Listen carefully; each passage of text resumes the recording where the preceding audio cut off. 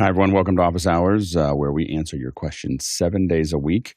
So if you've got questions, go ahead and throw them into Makana. Bill, what do we have? Our first one this morning comes from Craig Kadoki in Toronto. When I'm mixing for a live stream, I have a secondary computer playing the stream, usually through YouTube, so I can hear, see, and have meters on the stream. How can I effectively do this with a 5.1 stream? Good, Mickey. So yeah, to be able to stream 5.1 mix from YouTube, you would need to play it back through a device and a YouTube application that can do 5.1. This usually found on set-top boxes, like say an Apple TV. You'd need to take the HDMI out of the Apple TV, and with the audio coming out either bitstream or PCM, this is selectable on an Apple TV. You'd want to send it to, say, an AV receiver, for example, that has XLR outputs. Popular one is the AVM series from ATEM. Yamaha also has options, also done in professional. And there are even higher end ones from JBL that have Dante built in. There's no image of it on this website apparently, but yeah, there are multiple ways to be able to de-embed all the channels in 5.1 out to some sort of stream that you can send to your metering system, be it through analog, Dante, or a digital means. Is there any issue with the AVR having settings for the specific room that could affect what's coming out of the AVR itself? I think Alex is throwing back to something we experienced in the past. Yeah. Yes, so there are settings in an AVR. If you have it doing some room processing, such as crossover processing, or say EQ. If you have any of those set up, like say if you've previously used the AVR to for your home theater system, and you've used like the automated room analysis with that little built-in a little microphone that comes with the AVR. That processing will be applied to the outputs on that you're trying to meter. So you definitely want that flat. If you have bass management and you want to meter it without the bass management affecting your metering, then you want to turn bass management off. I thought that there was some way when we had it in that room that we weren't using an AVR for that we were using, that we came out of the Apple TV into something that converted either the HDMI to Dante or the HDMI to SDI, but I can't remember, an SDI with channels. I can't remember what we used as a converter there, but I felt like there was a converter in the middle of that delivered us those levels in our room, and I just can't think of it right now. Yeah, go ahead, Courtney. Yeah, I was just going to ask that if you're running it through if you're just tuned into YouTube on a streaming like a Fire Stick or Apple TV, and you fed that HDMI output into a Blackmagic Video Assist that will convert to SDI, will it take the 5.1 and give you metering on it? I don't know. So it also depends on how the 5.1 is packaged. So one of the things that there's two major ways for 5.1 to get packaged. One is that it is individual mono tracks that are set up. Now that's in production. A lot of times we're dropping those in as ISO tracks, and they're all mono, and there's 6 tracks of them, and it's just left, right, center, LFE, left surround, right surround, and it just comes out that way. But for a lot of consumer devices, and even professionally consumer devices, that 5.1 needs to be packed onto a single track. So it's a track with the 5.1 channels in it. So it depends on how those are packed and what can read it. Yeah, go ahead, Mickey. Yeah, and I'm not sure if this is what you're talking about, Courtney, but yeah, certainly you can get streams that are encoded. That means it needs to go through some sort of decoding. Say, like especially if it is, Craig's talking about 5.1. If it's like Dolby Digital or Dolby Digital Plus, that would need to be decoded before you can send it out to something that can actually measure the actual audio inside of it. And that's where something like an AV receiver would come into play. If you're just doing, if it's just outputting PCM, then coming from HDMI, yes, going from HDMI to SDI conversion should see all 8 channels of HDMI, and that shouldn't be an issue as long as it's a PCM stream, not It an remains encoded bit discrete, stream. not matrixed for 5.1, right? Yeah. I'm also curious as to whether, if you had a card, whether you would see the 5.1 if you were feeding it as an audio source into something like Spectre or Sonic Atom. We use Spectre. Sonic Atom has been a little not stable with 5.1, but Spectre will see those channels. But I'm still not sure whether it would see them if they're in a typical packing solution like in 5.1 on one track. So it's definitely the way that HDMI is getting packed is something I'm paying a lot of attention to right now. So I'll know a lot more about it if you ask this in about 2 weeks. So because it's most of my existence for the next 2.5 weeks is figuring out how to deliver, repack, unpack all the stuff around HDMI and SDI and these specific channels. So the question you're asking, in 2 or 3 weeks, I will be much smarter about than I am now. Next question. Andy Kokendorfer's up next from Viera, Florida, and Andy wonders, what are the differences between the original MixPre III and the MixPre III-2, and can the original MixPre III use the NoiseAssist plugin? Go ahead, Courtney. No, because I have one. Not that he's bitter. Not that I'm bitter, and I talked to John Tools and Matt at them, and I said, can I just get a firmware update to allow mine to accept plugins?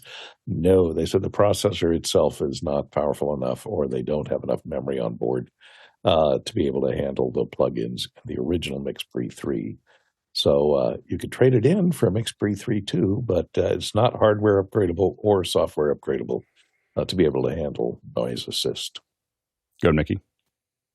Yeah, on top of the support for noise assist, the version 2 of the MixPres also support 32-bit float recording, and as well as some minor tweaks in terms of file management. Oh, also slightly better preamps on the second generation. All right, next question. Matt Godfrey in Greenbrae, California says, is it possible to do NDI over Tailscale? I do not require high quality for this, just need to be able to see what's happening on my remote screens. I'm open to suggestions or other ideas that would work for this over Tailscale. Go ahead, Jeffrey. The quick answer is yes. May need a little bit of configuration to that because it uses Tailscale is a VPN that uses what's called WireGuard, and some people have seen some problems. You got to make sure you got to have the ports open. That would be 5353 and 5960 and up, depending on where you're going with that, of course. But yeah, it's very possible. If yours is not going, then you might want to get on customer support and find if there's a port that's being blocked. Next question. Harold Williams in Portsmouth, Virginia is up next. Many of my colleagues believe that if I set up a mixer to sound good, it should always sound good. Is it set and forget? Or is that a real thing? I don't think so. Go ahead, Alex. You know, my job would be a lot easier if this were actually true, but sadly, no. Very rare circumstances. Now, I will say, if you are doing something repeatable in the same environment with the same talent every time, you can gain stage everything for that talent, and it's going to be the same, right? I set all my processing settings the same. I don't change my processing settings because I've got a podcast studio, and the gear never leaves this, and I have the same people. But when I have different guests come in, I do have to I still do mic checks. I still make tweaks. And sometimes there are days when somebody's, feeling a little sluggish and they're not, they're talking a little bit quieter. So you have to do your mic checks and always make those changes. In the live sound world, things are constantly changing. There's a lot of variables changing all the time, different rooms. So no, this is not really true. Go ahead, Chris. Yeah, Alexander really nailed that very well. I mean, the real thing here is when you get into real professional audio, you understand that the charge of you is really that your job is to sit there and respond to things that are happening, right? And usually people really kind of forget that these are reinforcement systems, and that if something's too loud in a small room, it doesn't go in the PA. So obviously, in a studio setting, it's very different. But for me, I always just have donned the idea that it's different molecules that day. People are feeling different. Where was that guitar? Was it sitting in somebody's trunk and it was cold? Is that right? Did that guitar... There's all kinds of things. Temperature, alone just changes instruments. I'm in Chicago. It gets really cold here. That can be a thing. Did the artist eat before they came into the session? Are they having a bad day? Did their dog just pass away? Are they sad? Whatever. All of these things really, really come into play when you're actually like reinforcing artists performing. It all comes out. So yeah, I would say your idea of having bass lines is a great idea and a great concept. I try and do that as much as possible, but it's really, I set up bass lines so I can move in any direction that I have to really quickly, depending on what my source material is, both in the studio or in live environments. So Go ahead, Courtney. Theoretically, yes, but when you're dealing with microphones, where condensation and the relative humidity of the room can change the sound of them, it's not always the same. Also, it depends on what's downstream from your mixer. I have my mixer here set at the same level, and as long as I come in with all the same settings downstream from me the same, it's pretty much exactly the same level, and it sounds good. And I put that in quotes because that's subjective too. It depends on who's listening, whether it sounds good or not. It may sound good to some people, and some people may, be upset with a harshness of it or a muddiness of it or something like that. So everyone's hearing is a little bit different. So your interpretation of sounds good depends on how you're listening. And if you're the only one judging it, then it should stay the same pretty much. Set it and forget it. Also, capacitors can fail, get noisy. Connectors can get corrosion on them so that, occasionally noise will creep in. There's a variety of things that can make things go south in a mixer, even though you've set all the settings to be the same. For example, here, if I turn on personalized audio on, it changes my levels and sound completely if I have it off for sound for musicians. So that's downstream from my setup. Even if my settings are the same, just changing that one setting, I have to retune everything. Go ahead, Mickey. Yeah, as most mentioned, there are so many variables that change from day to day. From the energy. Like sometimes I come in here caffeinated, sometimes more caffeinated than others. And also environmental aspects, as Chris mentioned. But there are also little things like, say, even though like you may have the same talent come in on the same mic position, mic placement, same miking technique, do they have a little rasp today in their voice? Is that rasp something that maybe you might want to ease out a bit with a little bit of EQ, a little notch in the 7K, 8K, whatever makes sense? There are little aside from technical aspects of like writing the gain and gain staging, there are little creative things as well that may help push out a much more pleasing mix out to the audience, be it on a broadcast or in person with a PA system. So there, again, like exactly what Alexander mentioned, like react to what's happening and see how what you have, the controls that you have at your fingertips on your board can push out a much overall pleasing sounding show. Go ahead, Bill. Chris and Mickey both mentioned what I was going to bring up, which is even as a performer, when I do a lot of long form stuff like the audiobooks, I find that I can find a day that I've recorded that I just sound a little different. I mean, I've been doing this for a long time. I'm reasonably consistent, but I have gone back and re-recorded whole stretches, a chapter and a half, because that day when I got in front of the same microphone at the same distance in the same system, same voice environment, it just sounded different. My voice was different. My performance was different. And I'll have to go back and sometimes redo things for more consistency. So the inputs are always variable, as many others have said. Yeah, go ahead, Chris. Just a quick note on what I was saying before. If you are in like a live environment and you're trying to find like a really just set it and forget it consistent way to handle like vocals, speakers, singers, if you have any kind of like a digital console that maybe has a multi-band compressor or EQ in it, dynamic EQ, one thing that is the big difference, especially with like vocals, is you're using directional microphones, right? And so they're pointing at a source. So you get an artifact called proximity effect from that, which is the increased bass response from from about 3 feet to the microphone, of the sound source being that far away. As you get closer, you get increased bass. So if you have a bunch of different speakers and different people singing whatever it is that they're doing, depending on how loud they are projecting and how close they are to that microphone, the bass can be drastically different. So if you do have some kind of a dynamic processor that will just maybe go in and look at proximity effect, which if you're looking more honestly like on comedians, I would just build little side chains, like frequency dependent compressors, and just grab like 400 down to 75, and all those pa, it would just duck. So there's ways that you can be creative and grab that kind of stuff, and it actually will give you a lot more consistency. So I don't know if that's helpful. Go ahead, Mickey. Yeah, sort of to build on what Chris just mentioned there, there are solutions that rely on DSP to give some sort of some kind of automation to a sound system, be it an in-room sound system or even something that goes out to some sort of corporate broadcast.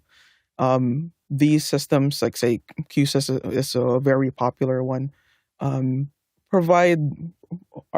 able to provide you a semi-consistent mix with a lot of dynamics and a lot of automation.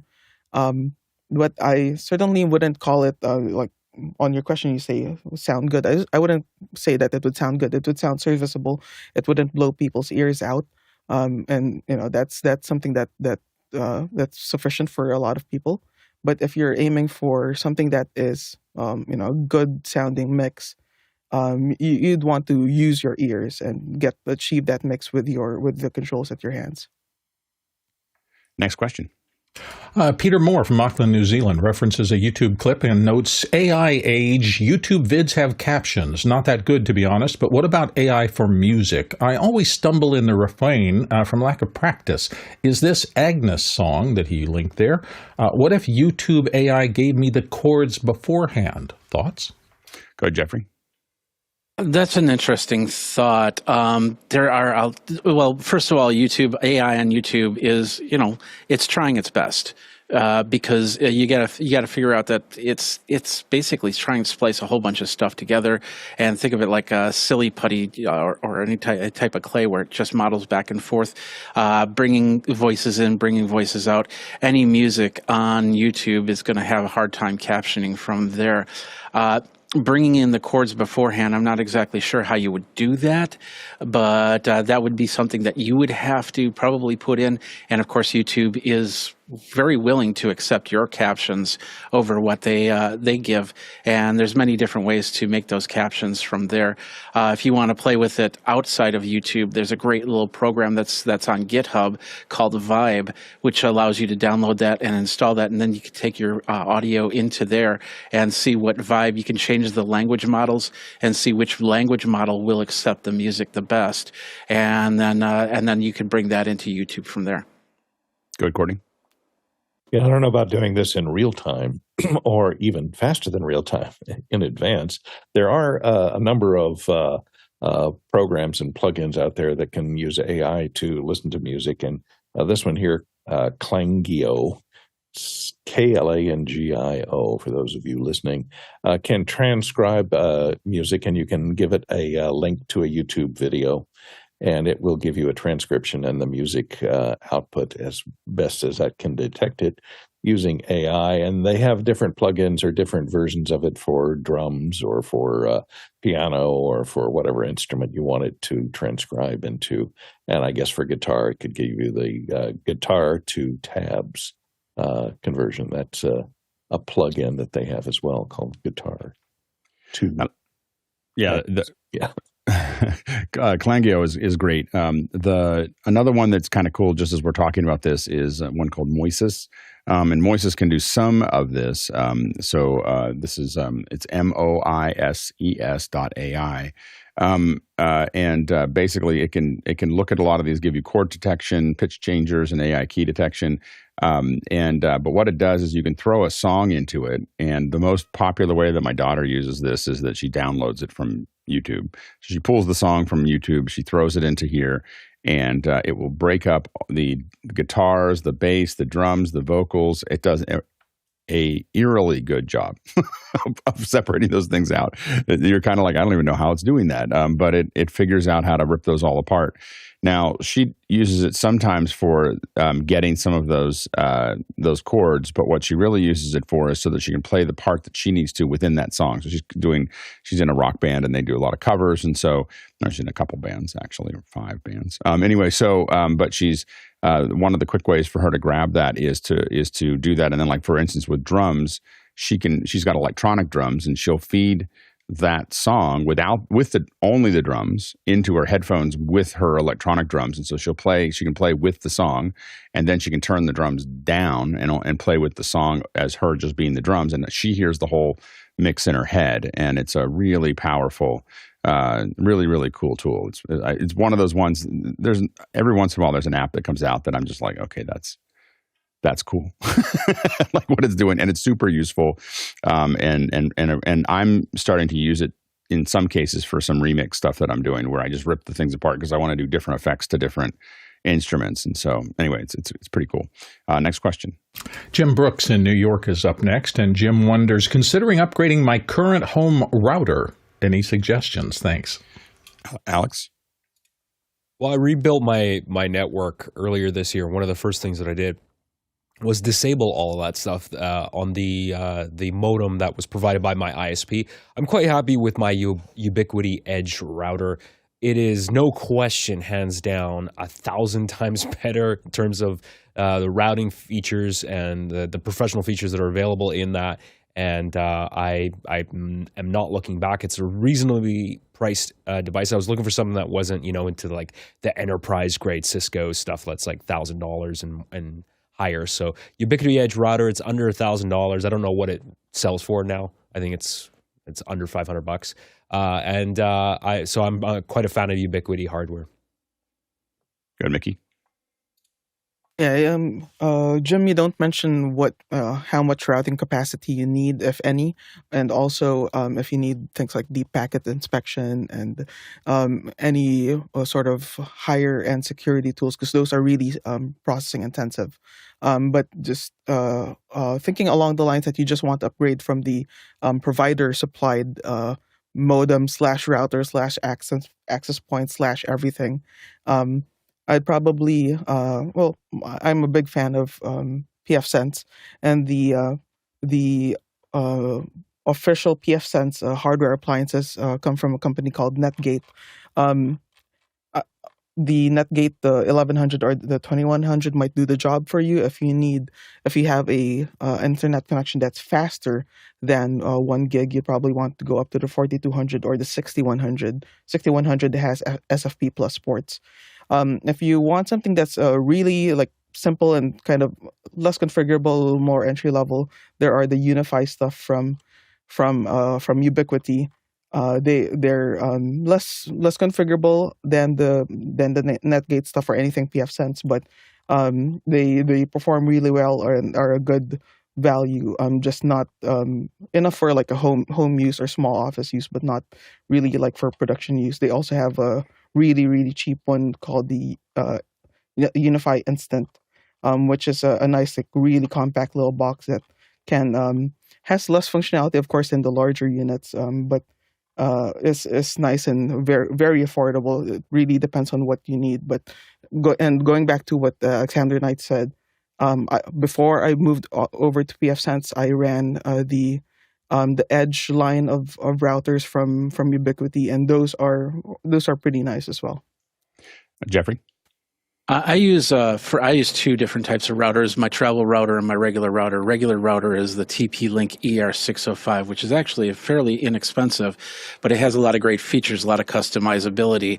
And of course, the travel is the GLI-Net AX lines, Wi-Fi 6 models. And the best part about that is you can load different apps, different plugins.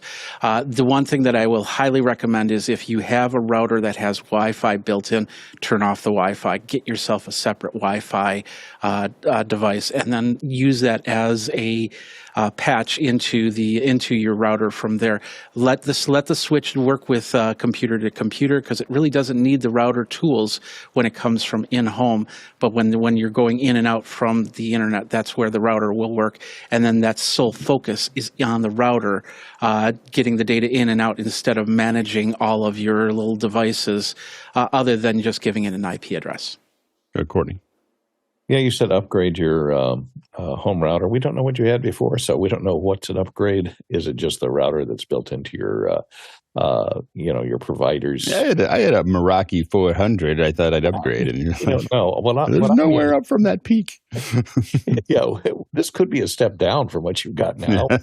But since we don't know what you have, I use this Netgear Nighthawk Wi-Fi 6 router. It's a nice home router. It's not too expensive, $143. There's cheaper at Costco, probably on Black Friday. It has some nice features. It's Wi-Fi 6. It's reasonably fast. I don't know if there's Wi-Fi 7 is out, but probably all of your computers and things that are going to be Internet of Things that you have in your house are probably not going to receive Wi-Fi 7 anyway. But this has a guest mode, which is handy because you can set up a separate, it's very easy to set up a separate guest network and give them their own password that you can change that won't let them get you into your network. It'll be a separate isolated network on your network directly from this router. So it's handy. It's gigabit. If you're going to go faster than that, look elsewhere. And a quick reminder, of course, if you want to ask questions or want to vote on those questions, you can go to Makana. That's how we manage our questions. And you can go, if you don't know what Makana is, go to officehours.global/join. Go ahead and join, and you'll start getting emails that have links to Discord, links to Makana, and you can get in there and vote on your questions and ask your questions there. You can also use, of course, the QR code, but the Makana is a more straight way where you can chat with other people and vote and all those other things. Next question. Next one comes from Guy Cochran in Seattle, Washington. Guy wonders, what specific brand and or model of USB Ethernet NIC do you recommend for use with Dante on a Mac? Go ahead, Alex. Yeah, so my understanding is that almost any USB-C to Ethernet adapter will work. I'm sure Mickey will have some suggestions there. Brands that I generally recommend that I find are fairly robust and reliable are brands like Belkin. They make a USB-C to gigabit Ethernet adapter. Also, other brands like I've grown to really like Ugreen, which is really affordable. You can find that stuff on Amazon. Also, Uni as they call it, makes a USB-C to gigabit Ethernet adapter. And of course, things like, and I haven't actually tested it yet because I just got this, but the OWC Thunderbolt docks have a Ethernet port on the back. But I'm sure Mickey has some comments about whether or not that would work properly. Good, Mickey. Yeah. Over the years, I've always used ones from Belkin. This black one is from Belkin, and this one's from TrendNet. I've had good experience with both with the NICs from both companies. I have so many of these, both in USB-C and also USB-A. The Belkin one is called the F2CU040, and the TrendNet one is called the TUC-ETG. There is an article from Audinate that states that the different chipsets perform better on Mac OS, and I'll put the link of this in the Makana chat. I read this article way after I started just using these NICs, and along with much more affordable NICs.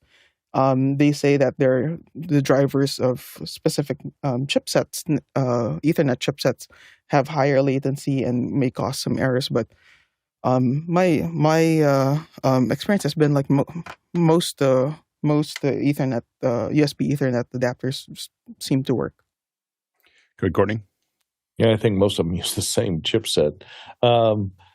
As far as using it with Dante, I was going to suggest this, and then I thought again, which is handy because I have these that are USB 3 that have a USB 3 hub and an Ethernet, gigabit Ethernet port in them. They're fairly cheap. But I thought again, well, maybe the fact that it has a USB hub built into it may be a problem with, as Mickey said, latency and clock timing as far as the Dante goes. So you could try it. It's cheap, and it also gives you, it replicates your USB 3 ports, especially if you have USB 3A type ports. And I've been really happy with the Anchor ones as well. Anchor generally just makes good products, and I have a couple of their USB-C to Ethernets that have worked very well. But I think not all of them have worked. So I've definitely had ones, Belkin ones specifically, that I've had some issues with. But overall, they've worked pretty well. It's kind of a pretty standard process. Next question. Jens Olson in Sandpoint, Idaho is up next. What is the best Mac application to do rule-based audio mixing, similar to what Linus and Linus Tech Tips uses QSC for in this video about Dante? And he's got the link to the video. I don't know. I mean, the things that I'd start to think about are things like Llama, OnHertz. I mean, those are the kind of software mixers that you could probably add a lot to. Go ahead, Mickey. Yeah, I'm not sure if Jens is asking about just programming a QSys machine, which does require their designer software, and I think that only runs on Windows. Or if Jens is actually looking for something to do the processing itself. Yeah, I don't know. But if you're looking for things that kind of are open-ended, I think that you're now looking at software mixers that are that you can add more control to, and a lot of these have they have external hooks. So whether that's REST or other OSC or other things where you can start to get data and start to process it, there's a lot of things that can be done once you start using some of these protocols to send it out to something else. I mean, we send commands out in and out of Isadora. We send data back and forth. There's lots of different ways that you can start building automation systems that are looking at the data coming into a mixer and then making decisions based on that data. But as far as something, I don't know exactly how Linus does it for QSC. Next question. Next one comes to us from Jeff Bernstein in Easton, Maryland. What resources would you recommend for students learning to setting up EQs, gains, gates, and compression specifically for vocals? Good, Chris.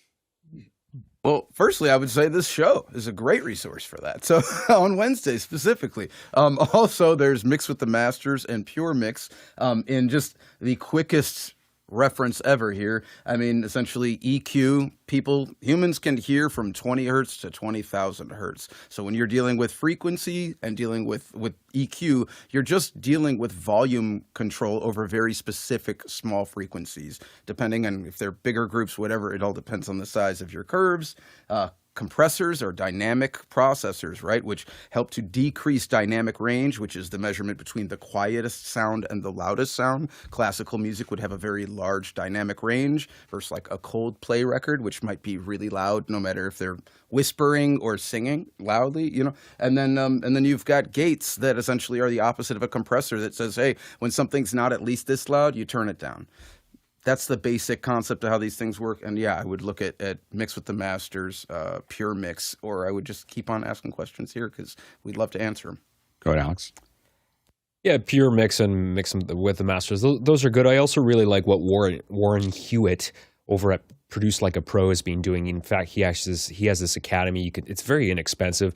And what he's doing is he's releasing these incredible multi-track sessions, these Pro Tool sessions with all of the tracks, and you can really mess with stuff and start learning by just messing with well-recorded audio, which is always nice to start with. The way I learn too is just by actually doing. You can read all the stuff that you want, you can watch all the videos that you can, but until you actually start training your ears, it's really hard to learn. So I would say learn what the parameters of a compressor and an EQ, like learn the difference between the threshold and an attack and a release. And once you understand what those actually do, then start working with real audio, twisting those knobs, and learn how they actually react and really listen. And it helps you if you have good monitoring as well. Really listen to how those things behave and how it affects a human voice. Go ahead, Mickey. Yeah, I would definitely recommend. There are a lot of sample stems of like popular music tracks available online for you to download. I would, if it's music that they want to try to learn how to process EQ or do a mix on, I'd download those stems and have them have at it. See what turning this knob does. See what really crushing like a drum room mic sounds like and why some engineers like to use extremely crushed room mic. Um, there's nothing like having your hands on the controls and hearing the change happen in real time for you to learn like what a parameter does, and over time you start to build that knowledge and that muscle memory of like, okay, this is what I want to achieve. These are the steps I have to go through to achieve that kind of sound that I have in my head. Next question. Jeff Veely coming in from Henderson. Is there a way to automatically enable original sound on Zoom, even if it's a little hacky? Go ahead, Mickey. Oh yeah, you can download what I believe Zoom calls the IT installer. You can download it and create a configuration file on the Mac. It would be a plist file that is loaded when you install it, and that locks in that Zoom client to the specific settings you have on that configuration file. For example, the machine I'm on right now starts up always with original sound on. If there are instances though that you do want to turn original sound off, like there have been on my computer, I cannot turn original sound off. And there have been instances where I wanted to demonstrate to people, like, this is what it sounds like with it off. This is what it sounds like with it on. I cannot do that. So it's bit me a couple of times on the opposite side of things where I want it off. But for like meetings or like say coming into office hours, I love just, not having to think about it. The original sound is always, always on. Next question. Harold Williams in Portsmouth, Virginia is up next. We send 32 channels of audio via AES 50B to our X32 Compact in another room for live streaming. How can we utilize all 48 channels of AES 50 to increase the number of microphone inputs? Go ahead, Mickey. All right, this will be really quick. So here we have an X32. This is actually the X32 that office hours is being mixed on right now. Sorry, it's an M32C, not an X32, but same thing.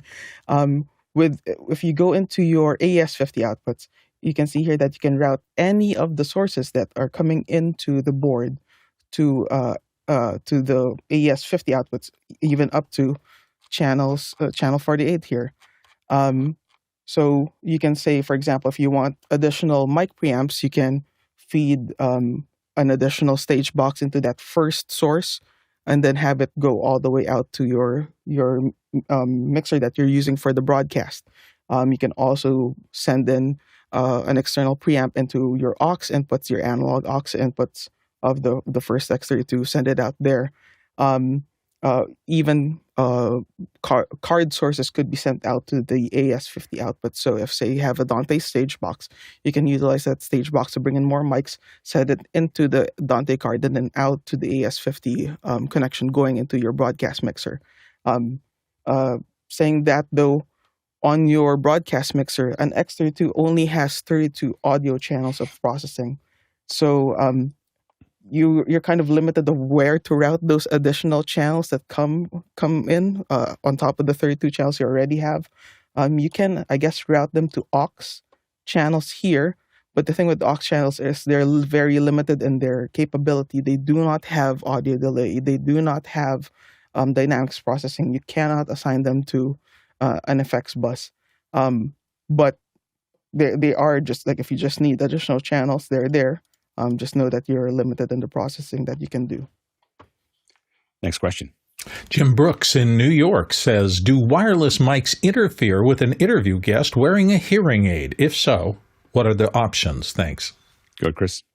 Well, I'll tell you that hearing aids, if they're feeding back, in themselves, they can absolutely create like just a loud tone. So that absolutely is going to get picked up in your microphone. As far as I know, I mean, like these two units are not they're not using the same space. They're not, they're not equal parts at all. It's apples and oranges. One is using RF and the other is just like an internal amplifier. That's what an in-ear is. So it's really just if that unit is making excessive noise, which you would just be hearing in the room as well. That could absolutely really, really mess with an interview, and I would you correct the hearing aid, right, to get it to stop feeding back, and then you should be good. Go, Jeffrey. Yeah, hearing aids are an all-in-one system, unless they're also meant to also pick up certain things. There are some 2.4 gigahertz Bluetooth hearing aids out there, and in that case, if you've got a 2.4 gigahertz microphone, there could be some interference, but it's really not probably going to happen because they're going to be separate enough. Like, for instance, I used to plug in a 2.4 gigahertz in-ear system into an X-Air, Behringer X-Air, and that would always mess with the wireless signal in there. Or if somebody had a wireless microphone in there, if they were on the same channel, then they'd start to explode. But then you take them about, I think it's 6 feet apart is what they say in the manual, from each other, and of course change the channels, and you're fine from there. And of course, with the microphones, you'll have the ability. Most microphones, you'll have the ability to change the channel so you can get the right signal, but just stay away from 2.4 gigahertz wireless. Good, Mickey. Yeah, every RF system has the potential to interfere with another RF system or another audio system, whether or not it has RF. But it would be an only very specific instances that it could happen. So, say if you have what do you call this? Hearing aids that do have 2.4 gigahertz capability, say Bluetooth capability. Some hearing aids do, and you use, as Jeffrey mentioned, the 2.4 gigahertz microphone system that can interfere. Also, again, in the right circumstances, there can always be intermodulation products between two or more RF transmitters that create something that may interfere with the bands that the hearing aids are sensitive to. Good, Courtney. Right. I was going to mention the 2.4 and the Bluetooth. Also, if you get the transmitter very close to the hearing aid, its processor, especially if it's a digital transmitter of some sort, could interfere.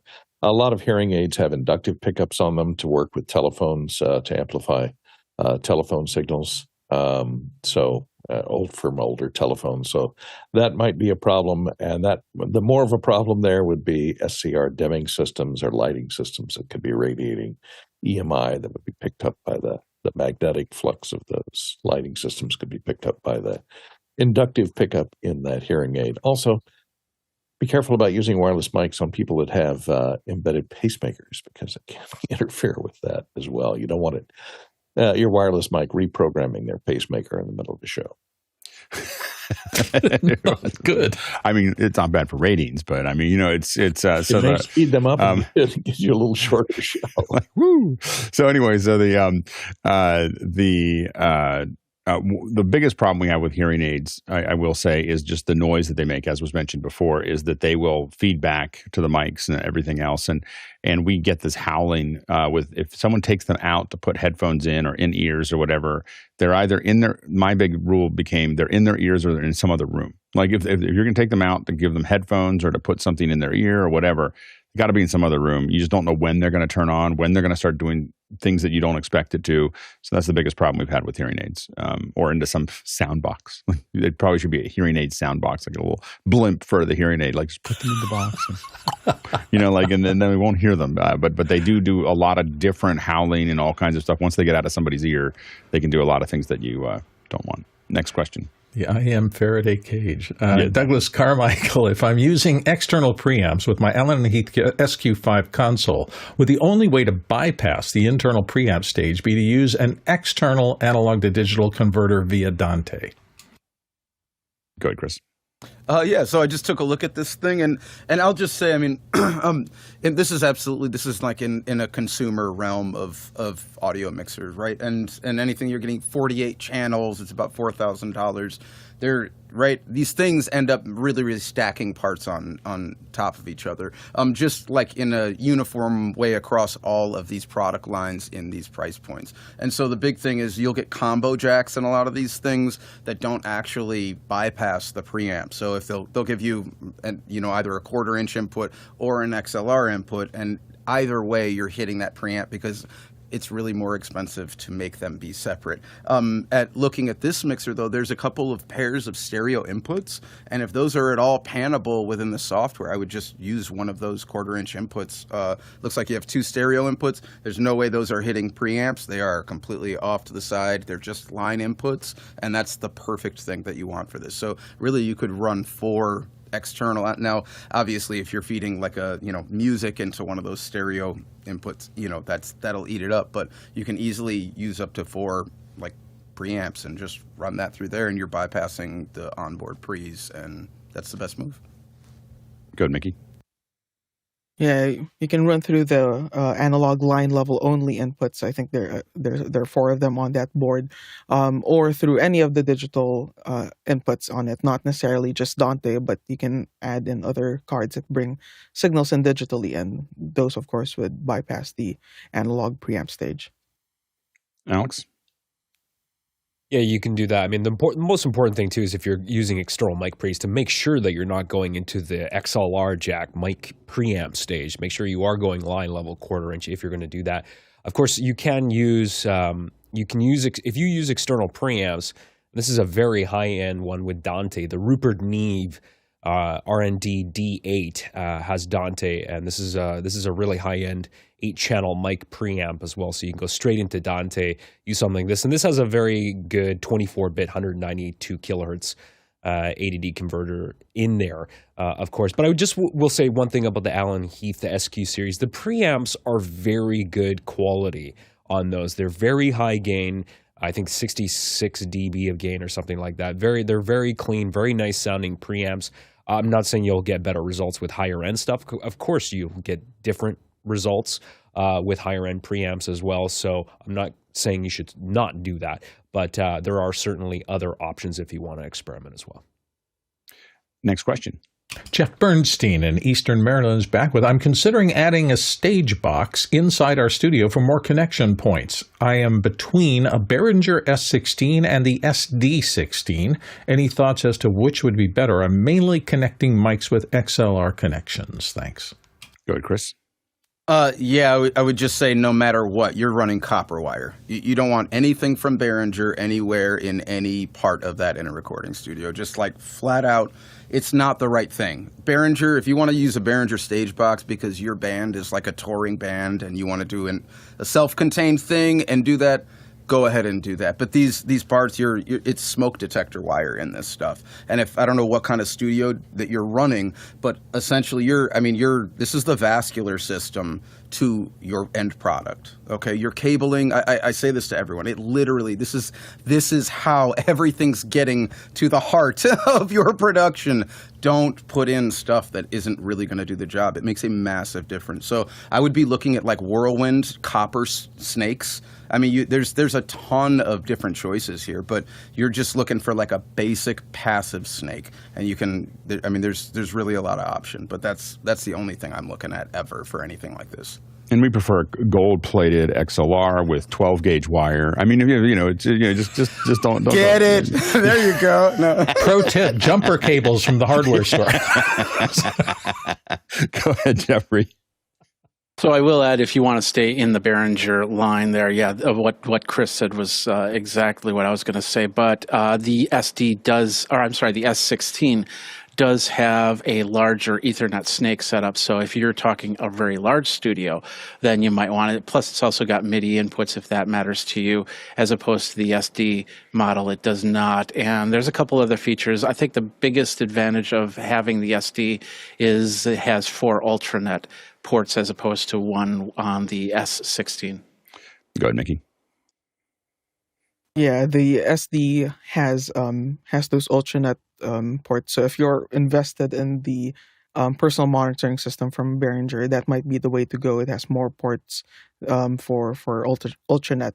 Though, just going back to what Chris mentioned, if you're looking to eventually move away from the Behringer products into something that's a little better, perhaps save up, and if you need a stage box, look at getting one of the Yamaha Rios or TOs. At least that gets you better front end, gets you better sounding microphone preamps and much cleaner gain going into your board digitally, compared to something from Behringer, and you can eventually move up to a better board itself. You can bring those the Rio and TO signals into your board through Dante if you already have a Dante network. Go ahead, Chris.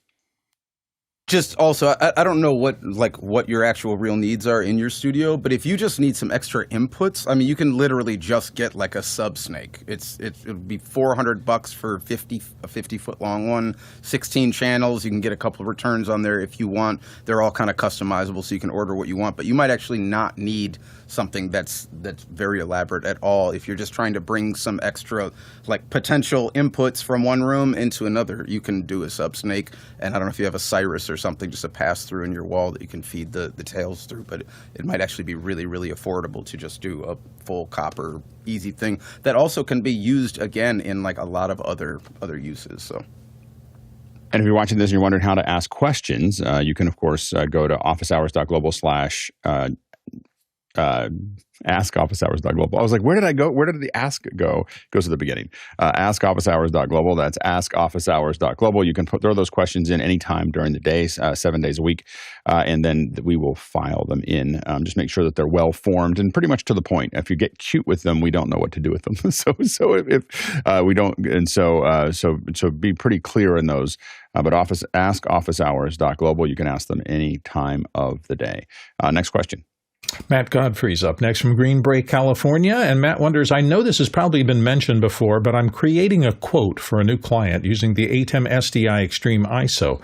And I want to know, what is the Office Hours recommended storage solution for recording the ISO streams? Go ahead, Alex. I would highly recommend you look at Blackmagic's support article. They maintain a list of what they've tested and qualified and support for reliable recording on the ATEM. When you stray from that list and start using other stuff, especially NVMe drives that you've assembled yourself that will cause your recording to fail, not that I have any firsthand experience with that at all, then you can run into a lot of problems. I have actually, in all seriousness, I have had problems with NVMe stuff. I do not recommend it. In fact, things got worse after the 9.5 firmware update earlier this year for me. And right now, I'm actually using a Samsung Evo 860 Pro, which they don't make anymore, and I put it in my own enclosure drive. This has been working reliably for me. But in general, like if it's your client, stick with the list that Blackmagic recommends. Go ahead, Mickey. Yeah, as Alex had mentioned that most manufacturers of hardware recording devices do put out recommended media lists that they have tested and they have vetted to work better on their products. Saying that though, if this is something that is mission critical for you, I would suggest going with a dedicated hardware recording deck as opposed to using a switcher as a recorder.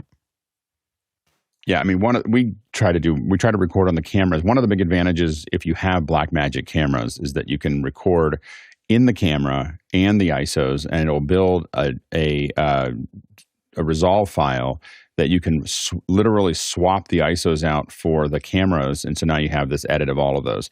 Some to look at that Oyen makes some pretty good ones that I've used in the past. I've actually successfully built some NVMe ones, but there's a little thing that looks like a stick of gum. That's like the most important part of the entire thing, and you'll think that, look at this little stretchy thing. What do I do with this?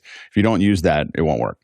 Also, Angelbird is another one that is really designed for artists. So it's designed to do these things, and they have enclosures that will put them in. They've got express cards that will go into the enclosure and act as a external camera piece. What I would say is that as you plan that your storage will not exceed 50% of the SSD. That's just the safest thing to do, and almost all of them will work that way. So if you have 2 terabytes, 1 terabyte will record well on almost every SSD. It's the 2nd terabyte that won't record well.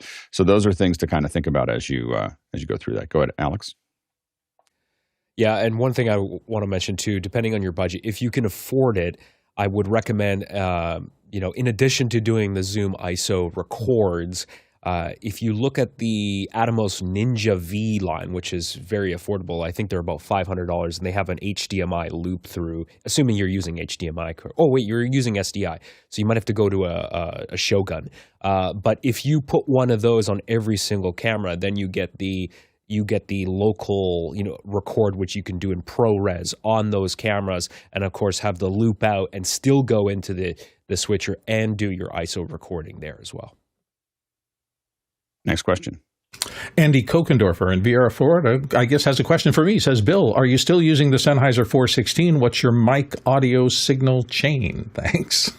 And the answer is yes, I'm still using them both. I'm in the midpoint between two audiobooks. So I finished up one and delivered it. I'm in prep for the other. It takes me about 2 weeks to prep a book for the performance. And as I'm going through that, I thought to myself, when I started in my voice booth on the show. And so it was an entirely different environment. And I used the 416 there.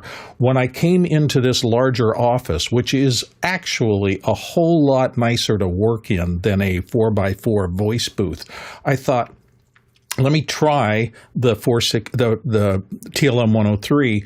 It picked up too much room, and I didn't like it. So I switched to the 416. I've been happy with that generically. I still think they're all both, and many others, are fine microphones. But I thought to myself, now that I've gotten more of my systems settled down, and I also changed from delivering to the right to delivering to the left for a different purpose. I actually have a video camera, and when I'm doing voiceover work, I'm now capturing video along with the audio, just in case I need to use it for promotional pieces later on the web. In this reconfiguration, I said, I should probably pull out the TLM 103 and see how it does in the modern era with modern noise reduction. The Cedar system in my Universal Audio Apollo Solo has been working brilliantly to take care of the small noise issues that are here as opposed to the voice booth.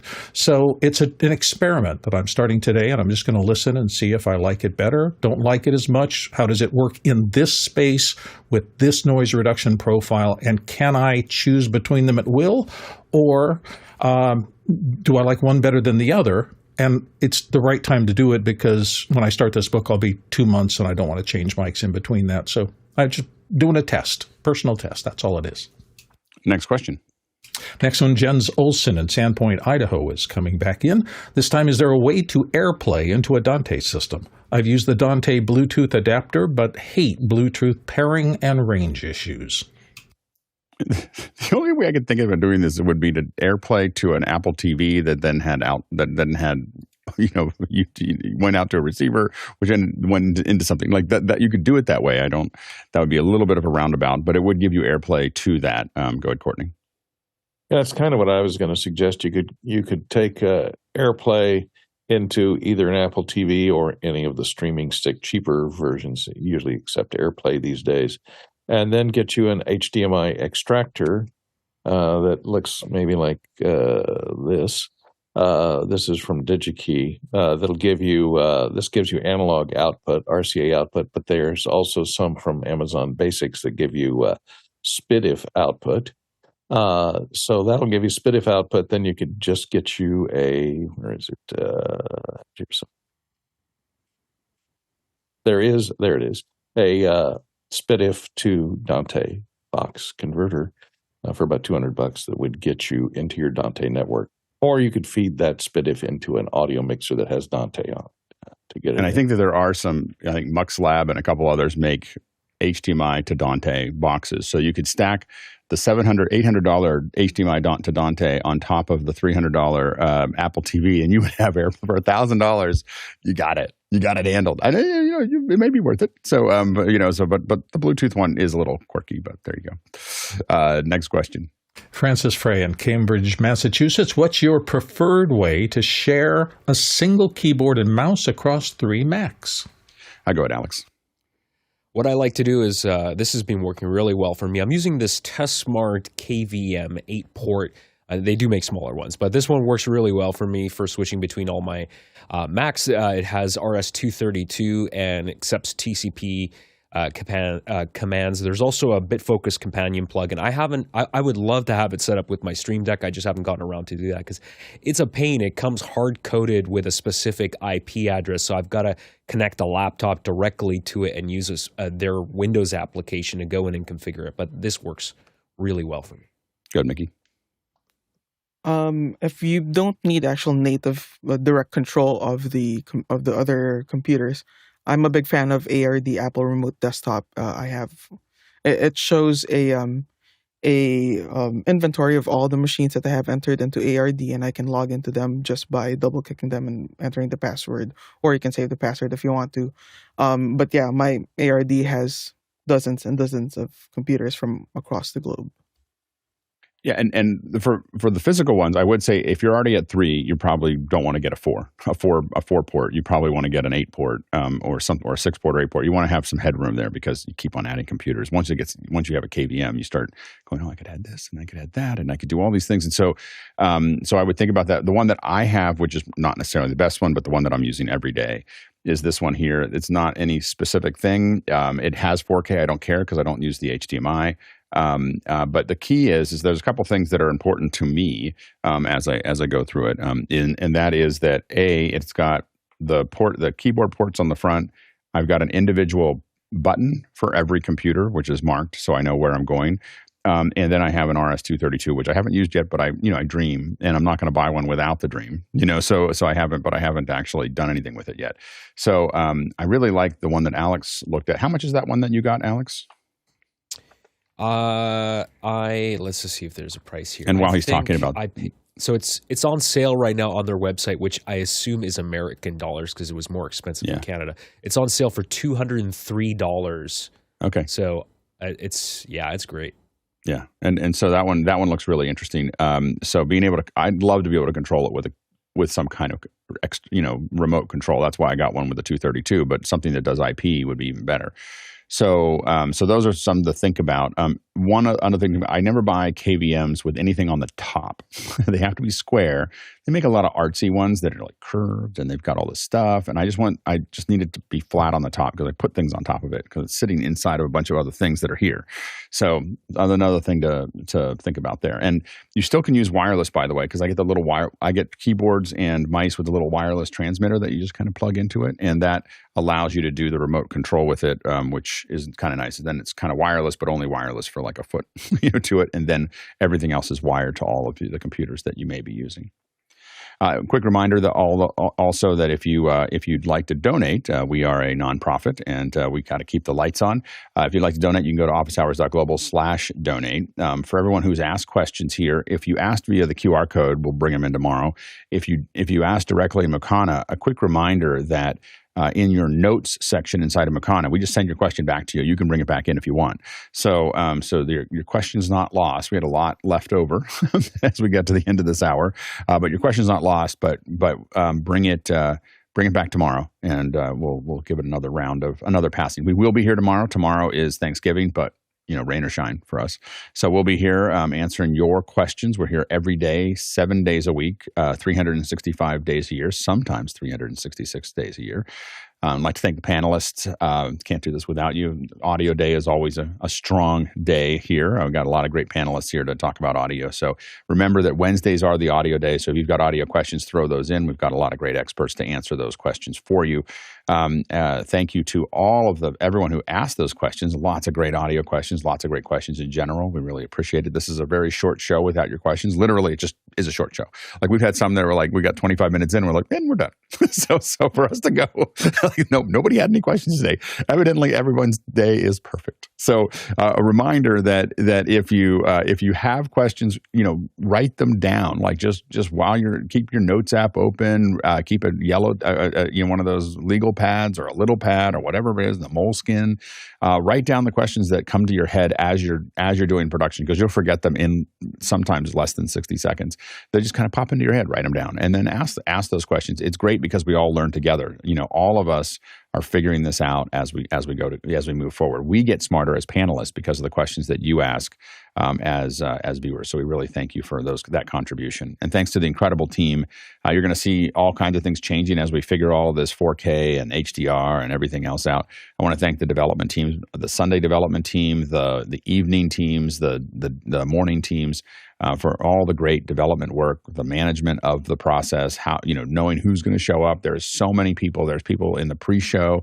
There's people managing the questions. There's people managing, the graphics, the website, all of those things. It's an incredible operation that we have here of volunteers that are all doing it because they love this. They love what we do here. So I just want to thank everybody for that contribution. Now today, if we had done this by hand or done this by foot or by plane or by car, we would have traveled 35,000 miles today. That is 56,000 kilometers, and that is 274 million bananas for scale. All right, let's go ahead and jump into After Hours. There we go. Another day. I don't know. We should have like somewhere. I'm sure it is somewhere, and I haven't figured out like I never know what the number is. Like, how many have we done? Oh, here we go. Yeah. 1,707 or something. Yeah, I think it's a little bit 1,709 or 10. I think today. Yeah. I think I mentioned it yesterday. I think yesterday was 9. They're like, every time I tell people this that don't know us, they're like, on Sundays? And I'm like, yes, on Sunday. On holidays? Yes, on holidays. And I want somebody to call in with a huge debate question tomorrow about standard knives or electric knives for carving a turkey, okay? So we're just putting that down. Analog or digital knives? Analog or digital knives. There you go. Digital thermometers or